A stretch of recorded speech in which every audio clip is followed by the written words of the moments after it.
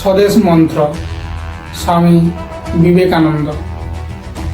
হে ভারত, এই পরানুবাদ, পরানুকরণ, পরমুখাপেক্ষা, এই দাস সুলভ দুর্বলতা, এই ঘৃণিত জঘন্য নিষ্ঠুরতা, এইমাত্র সম্বলে তুমি উচ্চাধিকার লাভ করিবে।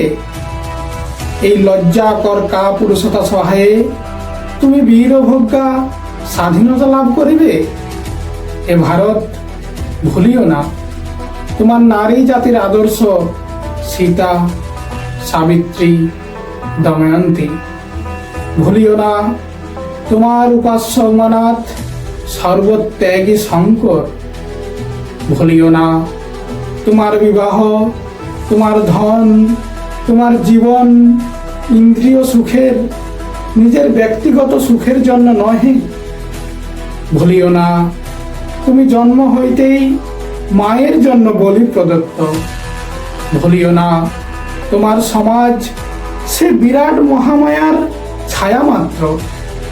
ভুলিও না নিজ জাতি, মূর্খ, দরিদ্র, অজ্ঞ, মুচি, মেথর, তোমার রক্ত, তোমার ভাই।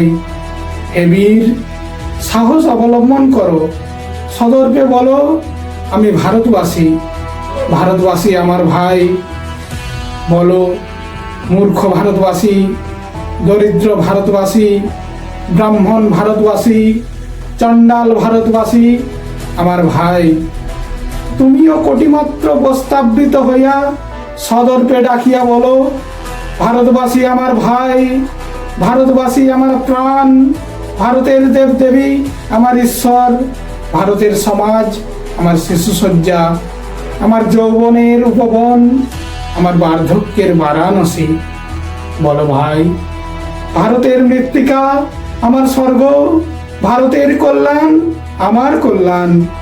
আর বলো দিন রাত, হে গৌরীনাথ, হে জগদম্বে, আমায় মনুষ্যত্ব দাও। মা, আমার দুর্বলতা, আমার কাপুরুষতা দূর করো, আমায় মানুষ করো।